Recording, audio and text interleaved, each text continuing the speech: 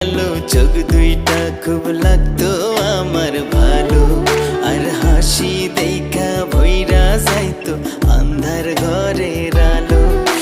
চুলগুলো উড়তো যখন ঠোঁটের কিনারায়, আমার ভালোবাসা খেলতো তখন তোর সারা গায়।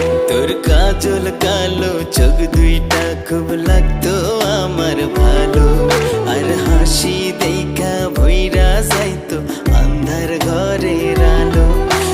চুলগুলো উড়তো যখন ঠোঁটের কিনারায়, আমার ভালোবাসা খেলতো তখন তোর সারা গায়।